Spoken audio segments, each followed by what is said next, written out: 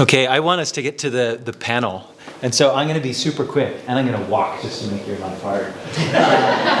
So channeling the purest form of community and speech in our culture, I'm going to channel sacrament talk.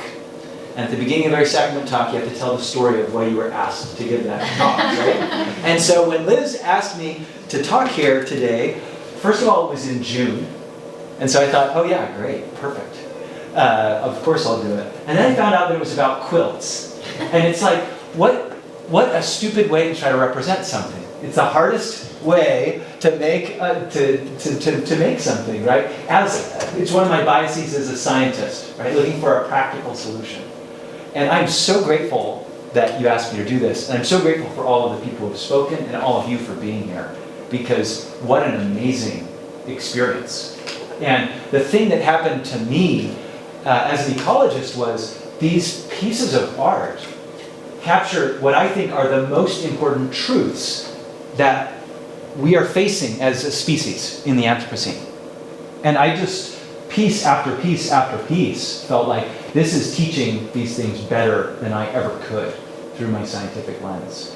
And Chip talked about the beginning of the Anthropocene. I want to talk about the end of the Anthropocene. And first of all, to recognize how extraordinary this prophecy or promise or scripture or revelation, whatever you want to call it, how extraordinary it was. When this was given, so this is from Genesis, right? Recorded by Moses, maybe 5,000 years ago. At that time, there were fewer people on the planet than there are kinds of animals. Like, we were so tiny. And indeed, we see in the Pearl of Great Price that when Moses was shown the expanse of creation, what was his emotional reaction? Do any of you remember? What is that? So yeah, humankind is so tiny. I realized that man is nothing. That's something that had never occurred to him before. And so, like many truths, just like most of you are like, well, what, Ben is so dumb. It's obvious that quilts are amazing. On the front end, if you haven't experienced something new, it's almost impossible to imagine it. Looking back, it seems incredibly obvious, right? You can't unsee it. So this to us today seems like, well, yes, of course humans are dominant. But that was anything but inevitable. There just are 4 ecological laws. Many of you know these. Everything is connected to everything else. Everything must go somewhere. Nature knows best. And the best one, there ain't no such thing as a free lunch. And if you're a cool kid, you can say the acronym. TANSTAFL. Say it all together. TANSTAFL. These are principles, again, which have been taught beautifully here. I want to ask you a real non-rhetorical question. What do you think is the most important environmental issue today?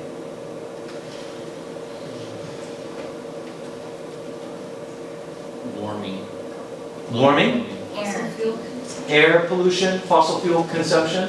Those 3, interestingly, are all directly connected, right? Most of our air pollution, all of the warming is coming from fossil fuel use, our energy system. Our lack of connection. The lack of connection, lack of proper relationship, not only with the world around us, but that recognition that we are part of that. Yeah? Irreversible extinction. Extinction is something that, despite what we've seen in Jurassic Park, we can't come back from. And that's another interesting idea, right? When dinosaur bones were first found, it was assumed that they had to be bones from a creature that still existed. Because the idea of extinction didn't yet exist in Western science. That there could be a creature that was there and then that was no longer there. I agree that all of these are important things. This is what I list off as the 4 most important environmental issues.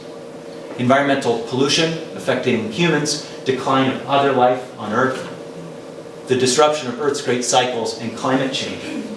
And I actually care about numbers 3 and 4 because of numbers 1 and 2, right?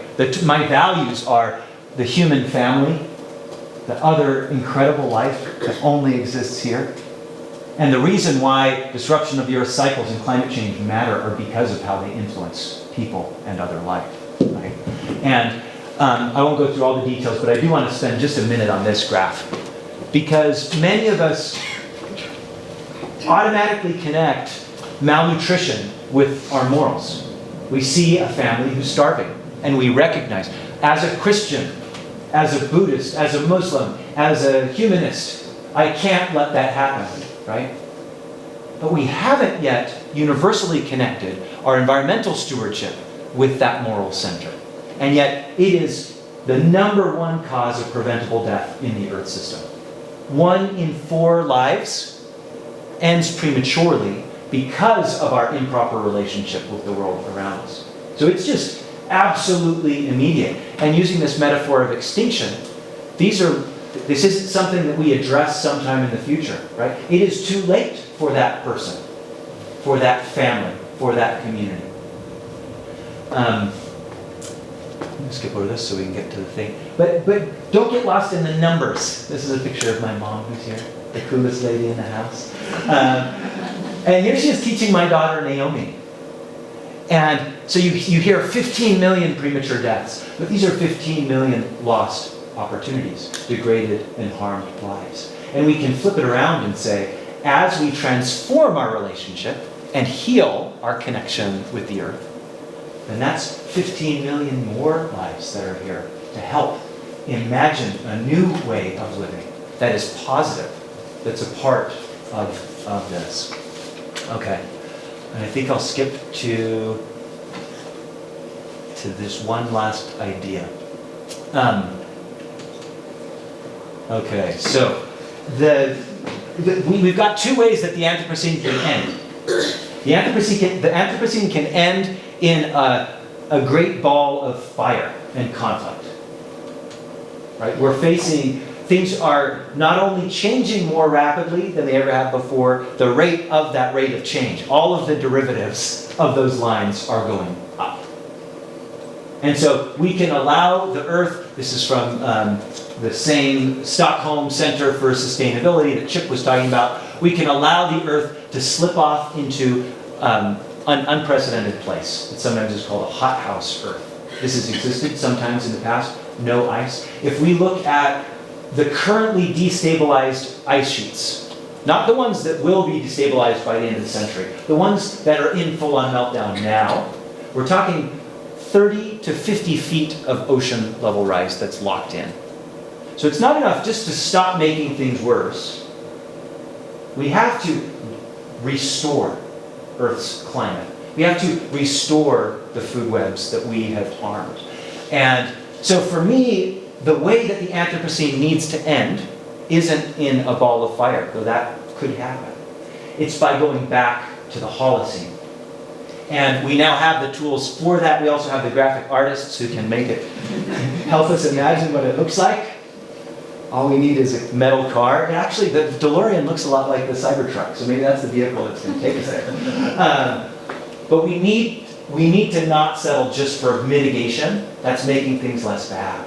But I think we absolutely need, as Rachel mentioned, as Courtney and Kristen mentioned, this hunger for connection and healing. And I really believe that we can get there through people like yourselves who are willing to put up with people like me who don't think quilts are cool.